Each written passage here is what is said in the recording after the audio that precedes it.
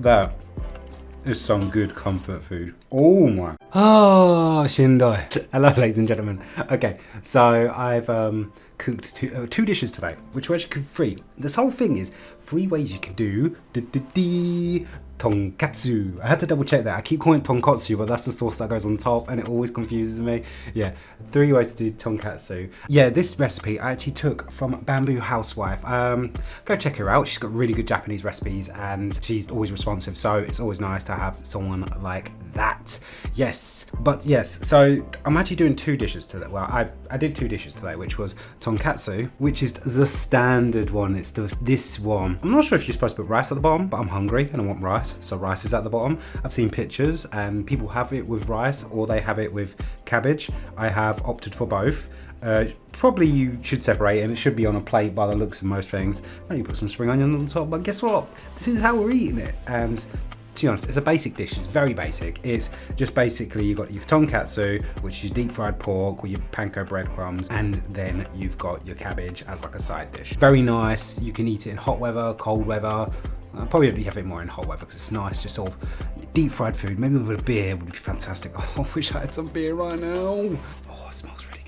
I'm really excited about this one. Right, and this one is the probably way too many potatoes and carrots. You could probably just use like some version of curry sauce on top, but I've actually opted to put just the curry that I have through the week. So I had some curry through the week for my lunches and stuff like that. I'm going to include curry as one of them. Everyone knows this one's very popular in the West. But usually people always go, yeah, I like some chicken katsu, mate. But anyway, yes, so we've also got this curry one, which I'm going to try in a minute. We're going to start off with the tonkatsu.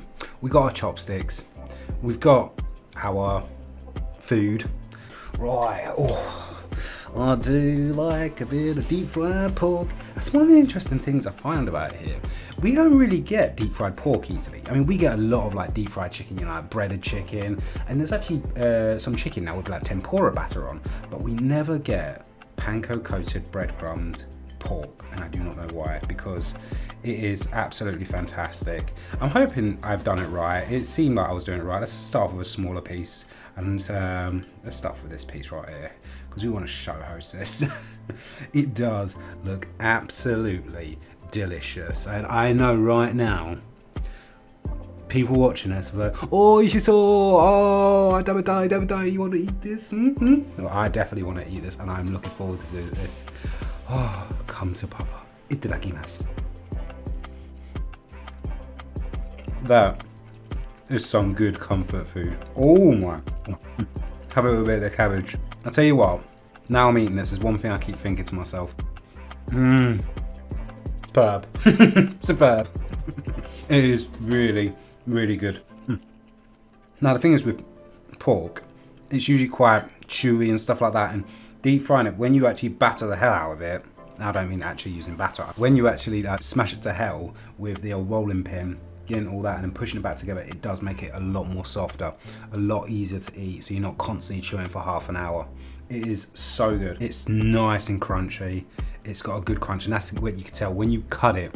You can hear that crispiness go through, and it sounds absolutely amazing. It's kind of like the sort of sound of when you hear tempura batter like hit a deep frying pan. It just sounds fantastic. Really crunchy, meat's tender. It's just an all-round good dish, and I think this is a dish that you could serve most people and they'll like it. Anyway, let's move on to the curry. That's so good. Now here we go for the curry. I mean, this is going to be a bit hard to eat, but I'll try my bestest because it is going to be awkward just to maneuver. I should have just done it with the curry sauce on its own. So as you can see, they've got like a much thinner curry, and they don't have big lumps of potato like I do and big lumps of carrot. But as I said, this is the curry for the week for me. But I think the one thing that I always notice is most of the time you do have like chicken, but you can have it with pork as well. And there's nothing at all wrong with that. And I tell you what, it is definitely worth trying, because when you mix that curry sauce, the carrots, everything with the rice, you just got a meal right there. Now this one, okay, let me get to it. Let me just try this.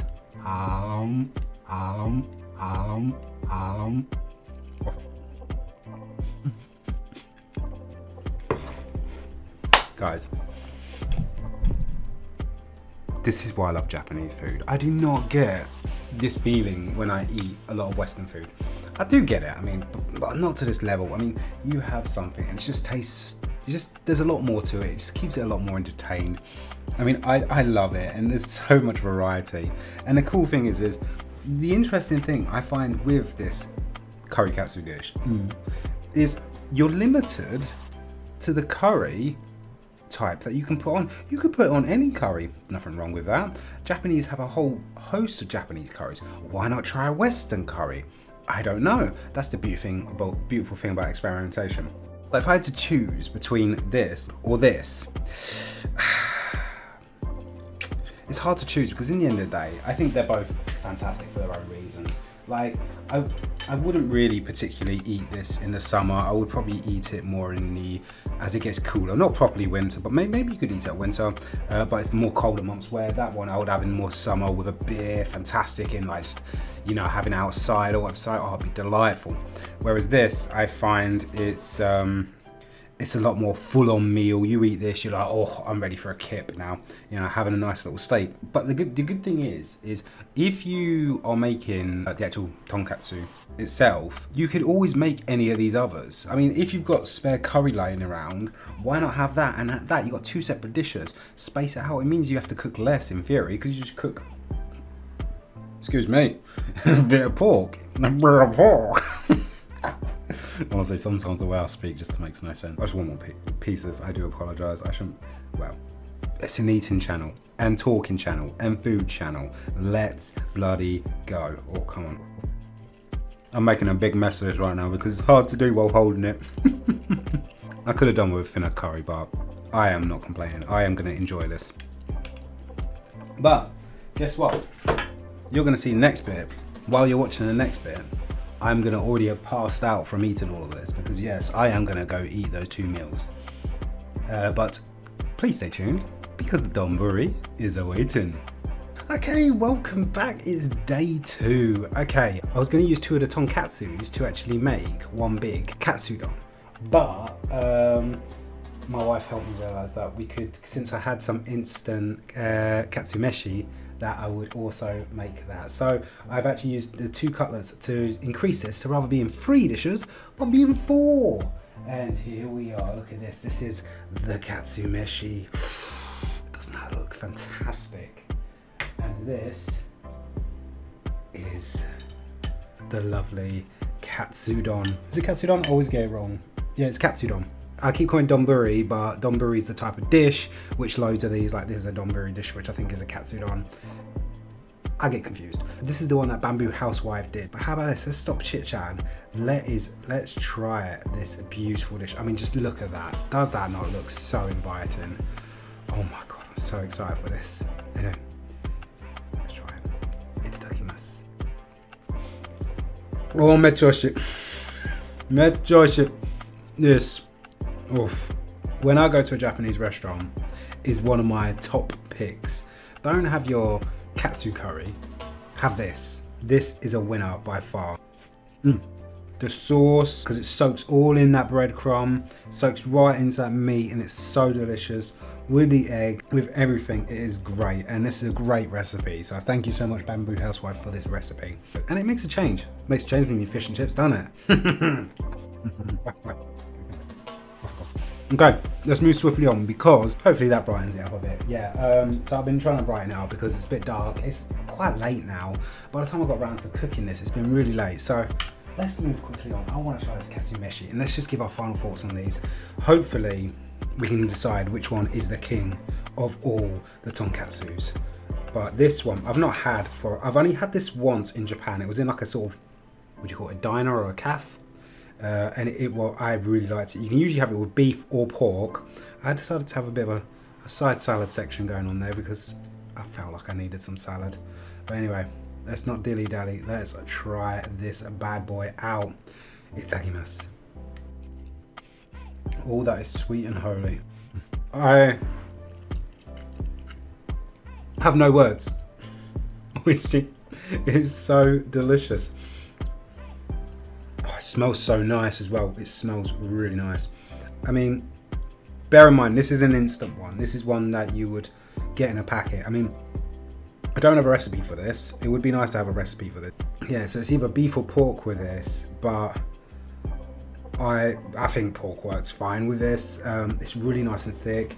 It kind of looks like curry, doesn't it? But it tastes nothing like curry. It's almost like a fruity-ish taste, like almost like a, best way to describe it, like a brown sauce in the UK. That's the best way I can describe it. It's almost like a brown sauce, but probably has more characteristics of tonkatsu sauce, but a lot more thinned out and some other flavors in there. It is so good, so sensational. Definitely worth a try if you've never tried it before. I absolutely love it.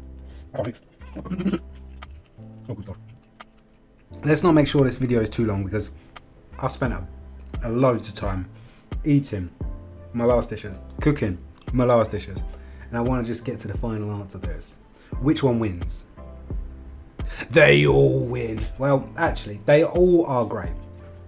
Which one's my favorite? So, you know what's coming. Katsudon. I absolutely love Katsudon. I think it's an amazing dish. It tastes absolutely fantastic. For how easy it is to cook, it's got so much flavour. I'd say in the UK, you probably struggle to get some of the ingredients. Actually, most of them I've linked up in one of my previous videos, if I can link that up. But, I mean, soy sauce, easy.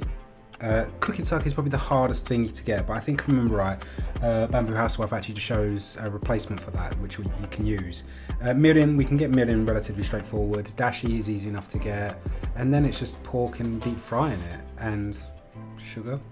And trying to think on top of my head now. I think that's it. But yeah, I'd say this one's an absolutely fantastic dish. But anyway, guys, I think I'm gonna go finish one of these off today. I'm not gonna finish both of them. I made that mistake yesterday and was feeling so full. I literally went into a full food coma.